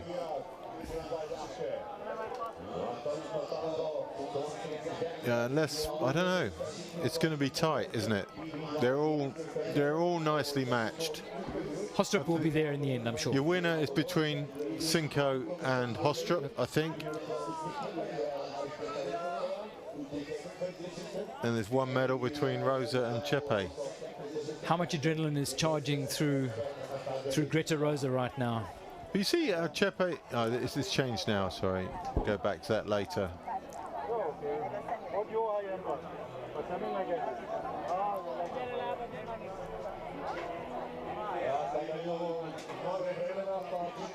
Nice drone shot. If we can get a view from the side. Rosa always far up on the wave. So she's pushed down, she's come down the wave and almost pushing back up the other side. Good point. Just drop back a little bit. Drop back to where Chepe is. She was doing a similar thing when she was riding the tail wave as well. Always too close. Always just clipping the boat in front. Yeah, just to the tail. We're going to go so to with 2 completed sea boats, hopefully we can get through these before we get to the bottom turn. But Stefan will be chatting to some of the medalists from the seaboat racing, which has happened simultaneously. Just let me remind you, we have the world champions, and we will maybe hear all 3 of the medalists of C1 men, C1 women under 23. So I'm standing here with 3 happy medalists. Sara Metkovic, congratulations. Thank you so much. Tell us about your race. How was it out there? It was a really hard race. All of the girls were so strong and so fast, and I'm so happy to be able to win this race. So yeah. You should be, because this was a really tough race. And Anastasia, you also had a wonderful race. So how was it for you? Дуже вам дякую.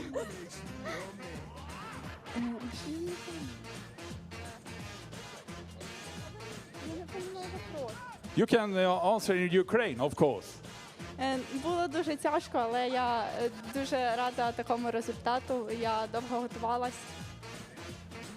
So she said she's very pleased with the result, and had a very tough and good race. Congratulations, and bronze medal for Czech to Elspeta. Congratulations. Thank you very much. Yes, and tell us a little about your experience out there. Okay, so the race was really hard, but I'm so glad to be third, because before the race I was really nervous. and it was hard because after a second turn I lost the wash, so I had to finish it by myself, but I'm glad to be third. You should. Congratulations, all three of you. Wonderful race. Thanks, Stefan. Back to the water now and the closing stages of this women's under-23 K1 showdown, and there are 4 at the front. As we left it, Cinco leads, Chepe on the left, Rosa on the right. Yeah, going back to the wash riding position, Chepe's is much more efficient than Rosa there. She's so far up. She's a cockpit length further. That's looking more. That's just the angle of the camera. Angle of the camera now. Hostrup enjoying conserving energy, sitting on the diamond.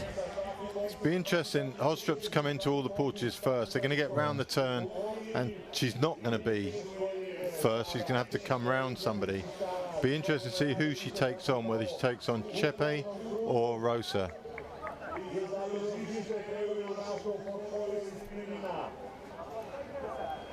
So all 4 untroubled, going down to that final bottom turn. For the uninitiated, if you like, you watch that, you think not much going on, but the amount of stress and the amount of thought process going into that now, for all 4 of those, they're weighing up what they've got, what other people might have, what might happen, what might not happen.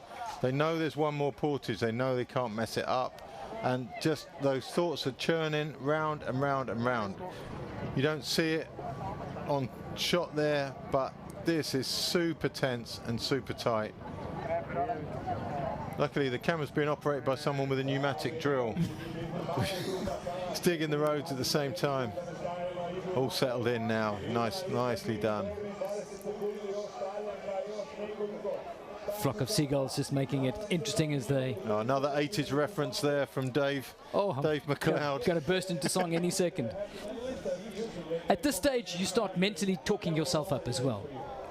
This is so nervy. Oh my! Back to the. It was a hard race, but we are happy. You should be. And Bonifac, tell us a little bit how the race panned out for you. I've been really tired, and it's a very hard race. I don't know what to say. Yeah, it could be like that when you're so happy for winning a gold medal here. Congratulations! Here we go, just as we left it. Cinco maybe has decided she's going to lead all the way to that final portage. It's not a bad decision. It sounds like a bad one in as much as she's doing a lot of work, but at the front there she can choose how much work she does. Rosa. The pace has dropped off as well as everybody starts contemplating what's going to happen on the other side of that final turn in the portage. If Cinco is the dominant force in there, and she will know how she feels, it doesn't matter how slow she goes here, that balance of power won't change. So she's happy to go as slow as she feels she can get away with.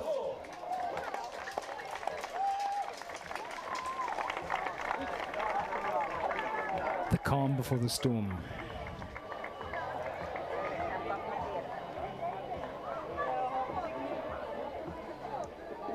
Hostrup with the one to make the move.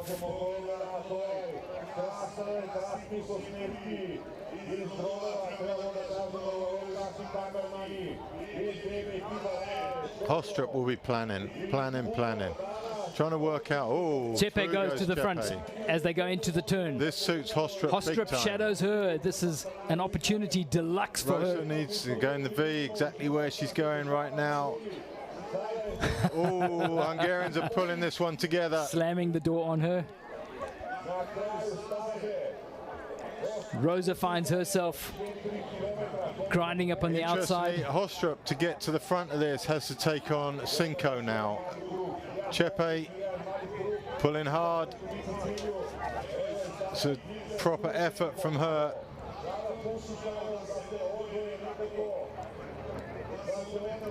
Chepe now by a boat length from Cinco. Hostrup and Rosa. Rosa, the real beneficiary of this. Hostrup is the one who's losing a few of her savings here. At some point, she's going to want to move forward if she can. No, she's already decided that that second washout wasn't for her, and she's gone for double file. So it's a long way to the front for Hostrup at this point. Looks like the Hungarians are going to lead it into the final portage. Maybe Chepe's been messing about for the whole race. Maybe we haven't seen the real Chepe yet. She is world champion, but she hasn't impressed so far in this race. Couple of 100 meters into the final portage and then the short lap.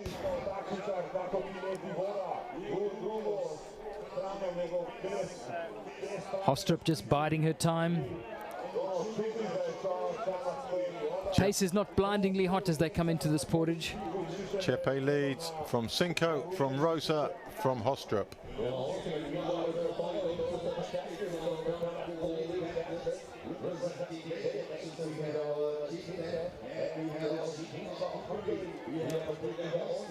To shake it up, Hostrup to string out wide and go left. No chance.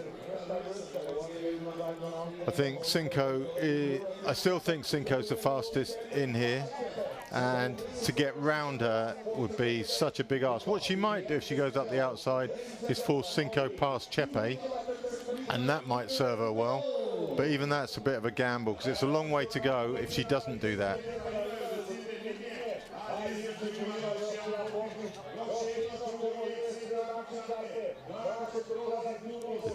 Chepe's pace dropping a little bit now. Everyone looks comfortable.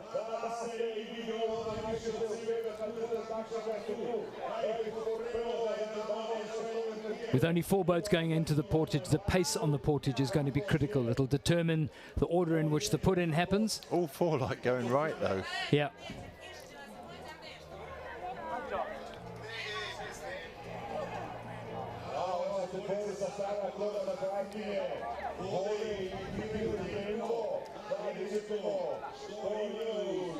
Rosa looking. Here we go, here we go.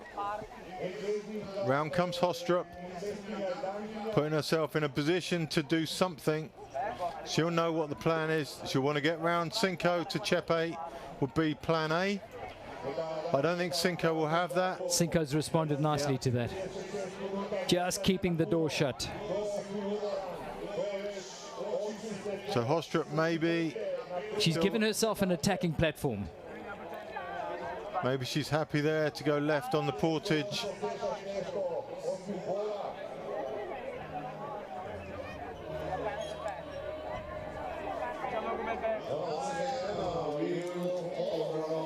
It's a roll of the dice. If she could go left alone and get to the top of the portage first, it would put her in a powerful position to put in first and dictate tactics as they come into the top turn.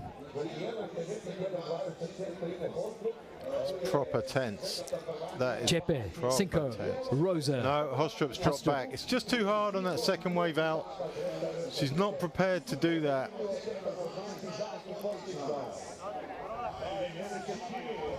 Maybe if there wasn't flow, it would be bearable out there, but there is flow. So Hostrup spent a little bit on this upstream leg.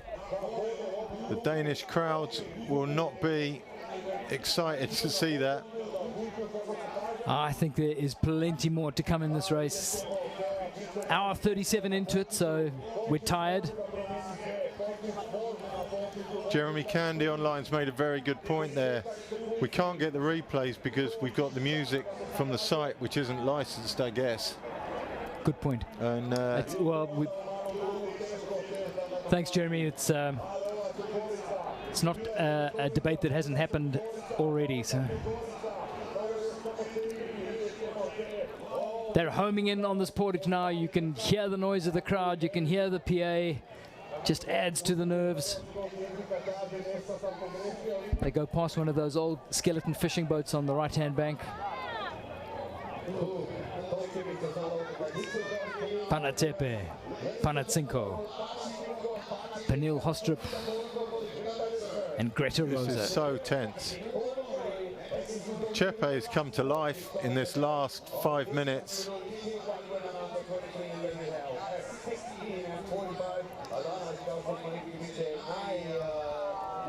Hostrup relaxed at the back there. but obviously a couple of lengths further back than Chepe. Nobody's particularly dynamic on the portage. You just get a sense that nobody wants to make a mistake coming into this portage. There's no Mads Pedersen out there who's going to make that break and go. So it's just looking after yourself, making sure you don't make a mistake, and staying with the group. And the final last lap is going to be super, super tense. If Pernille Hostrup simply follows the traffic into the right, she's coming up the side, or she's trying to stretch the group up from the left. Cinco reacts. Cinco going left as well, I think, here. She's going to hold Hostrup off for her teammate.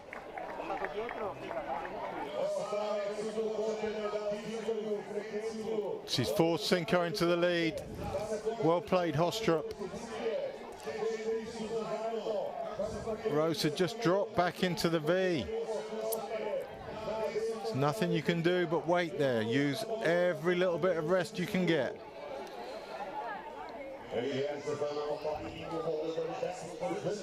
Chepe on the right, Hostrup on the left, Rosa tucked in the V. They're all coming right by the look of it. Cinco now putting a foot to the Everyone floor. else coming right. Cinco's going left. This is good for Rosa. Very good for Rosa. Coming in up the front of these Rosa three. goes long. Cinco's out and gone. Both Hungarians are gone. Rosa's out. Hostrup is at the back. A bit of a pig's ear of that exit. She's lost her water position there. Rosa runs pretty well. She's going to stay with these two. Cinco on the right. Chepe just marginally inches ahead. Rosa is going to do very well out of this. And it's Hostrup who's suffering.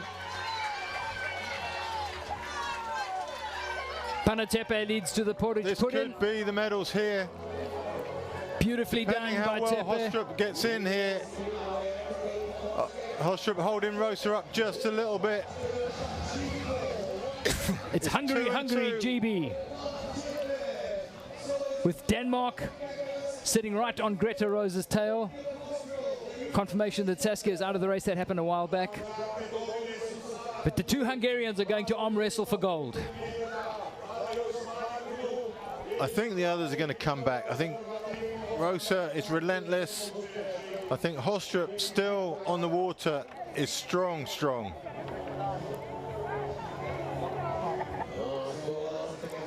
Around the top turn can for the last time. Oh, that gap is big though. It is big. And Rosa's going tight to the boys this time, which doesn't help Hostrup. I imagine she's not best pleased with Hostrup from the portage anyway. But that gap's going to open even more on that sharp turn buoy there. And that's an unassailable lead for the two Hungarians. So Hungary 1 and 2. Chepe's come good after a pretty average race and a very poor first lap for sure. Cinco hanging in there with her. If Chepe wins this, hats off to her. I didn't see that coming. She looked vulnerable throughout. Rosa and Hostrup are not making any inroads onto the two Hungarians ahead of them.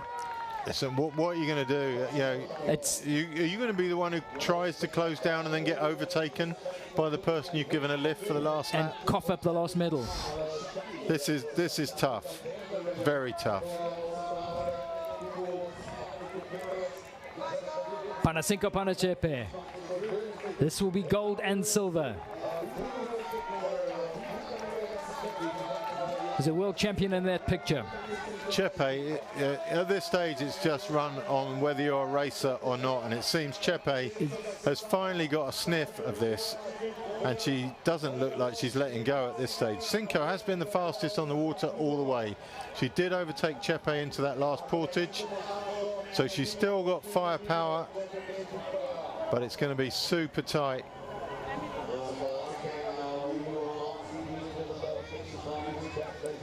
Cinco's having to work as hard as Chepe at this stage. She's not coasting on that wave at all.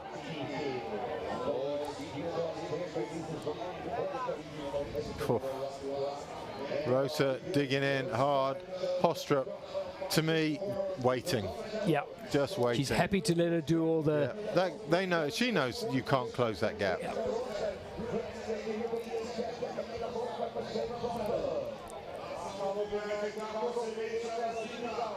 But Rosa is tenacious. Down to the bottom turn they come. Chepe Cinco. Chepe will keep that fine round the boys. Not to get... Cutting it very tight at the buoy. It's all good. On a It's all good. downstream It's all turn, good. go close as. It just doesn't give that person on the left the opportunity. There's an opportunity there. One little gap. They've got some motorboat going up there, always handy. And this is going to be a race across. When they get to the portage, it's going to be head-to-head from the portage pontoon to the finish, I think. They'll both head into the quiet water for a couple of 100 meters. And then they've got to fire the afterburners because there's half a boat length in it as we speak.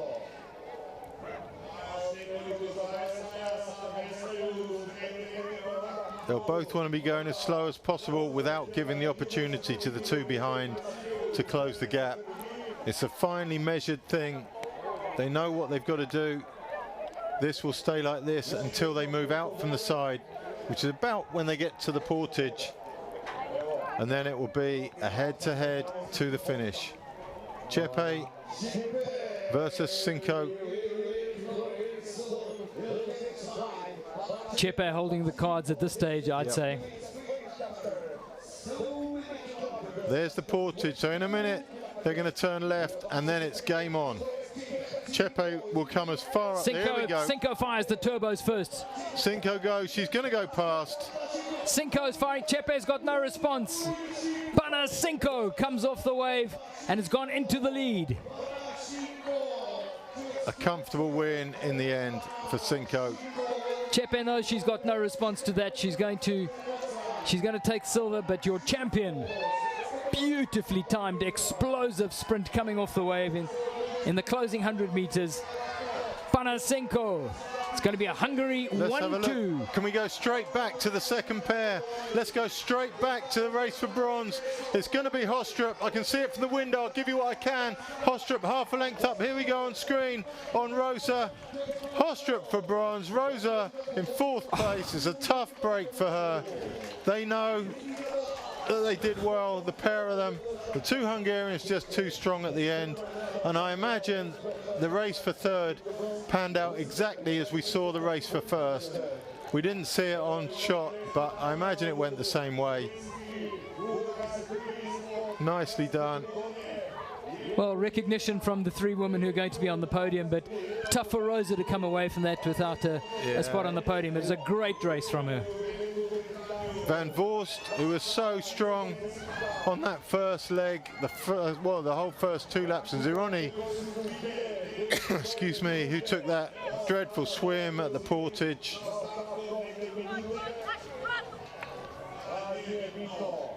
They're closing in on the Spaniard.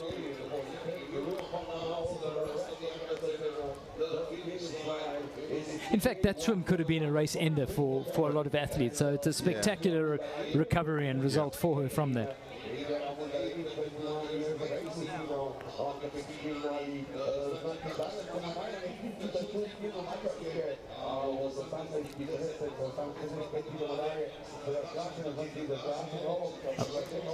Ida Munderine in shot as she's coming into her portage, so she's got a long way to go still. Okay, so they weren't behind her, they were in front of her. So four boats accounted for.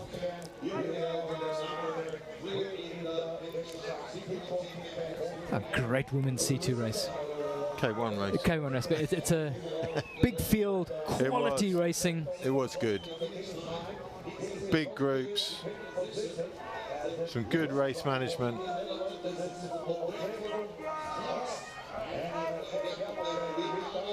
Zironi just not able to get back on terms with Van Voorst as they come into the finish line, nose to tail.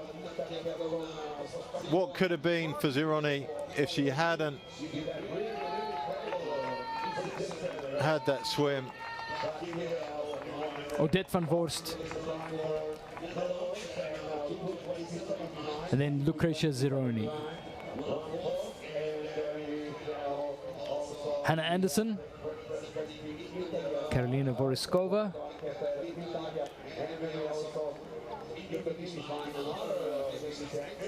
Foray from France.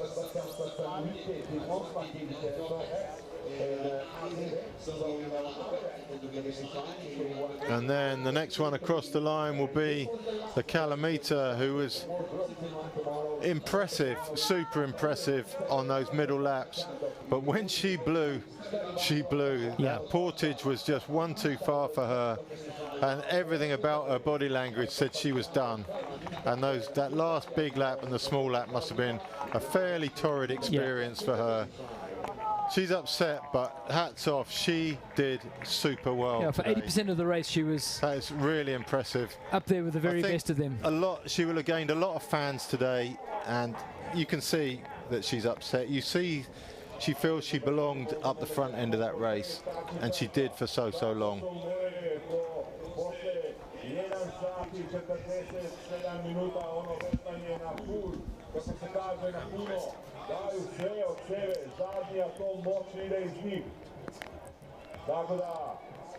So an absolutely thrilling four-boat race at the front. This is a confirmation of the result from the C2 junior men. Hungary, Zige Kolosar taking it from the Ukrainians, Bolchik, in a really engaging race. Lavrenchuk, the Poles, Kubica and Vilga taking the last spot on the podium. Spain, Hungary, Spain, Germany, Italy and Japan making up the balance of the C2 junior men's field.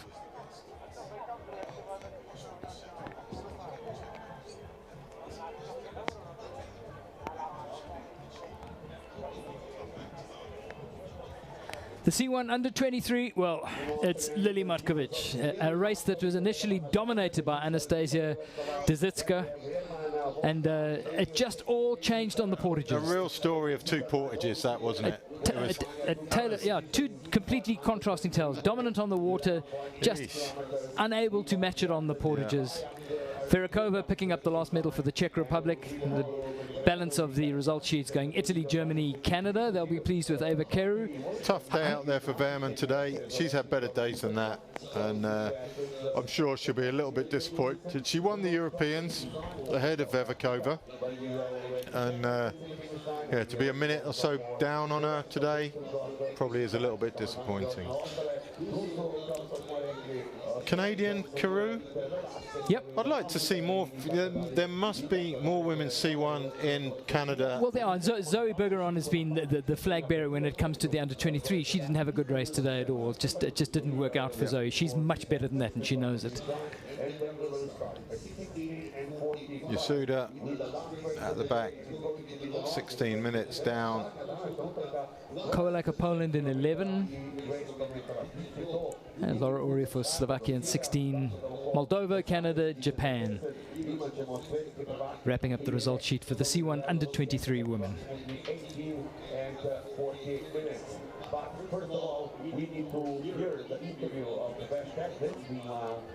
I look forward to hearing from the two Hungarians at the front, because you were quite right, because in the early stages of that race it certainly looked like Panachepe was just off colour. She was out of sorts for sure. I mean, she didn't feature hardly at all on the first lap. She was just tapping at the back of the group. She didn't make the front group straight away. She's kind of messy through the middle section of the race as well, and then all of a sudden she was back in the game. Yeah, when it got intense she just produced the goods. Yeah. And I guess, you know, if you are world champion quality and you're off colour, that is the sign of a world champion, that you can deal with that and still make the best of it. You know, it was a surprise to me that she came second. I thought Hostrup was going to be first or second. She just looked so good. So yeah, I think I said, didn't I, halfway through, or not halfway through, a lap to go, that the one that was going to miss the medal was either Chepe or Rosa. But then Well, there's Chepe, there you go. confirmation Chepe of that. comes The second. Hungary one too.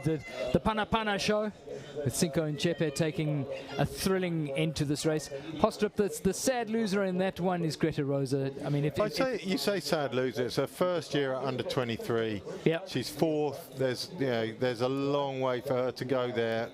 She's there. She's back in the mix straight away at the next level up. and she will go back and watch this video, and she was paying school fees for a lot of this. I'd like, if she comes and trains at our club, I talk to her dad on a regular basis, and I think one thing she can work on is her wash hang positioning. I think she just won't relax. She just needs to relax on those waves and stop pushing herself back up the hill that you should be riding. And maybe you save yourself, I don't know how you measure energy, but 20 units of energy around the course. So it's partly technical and it's partly mental composure, I think. I think it's just learning to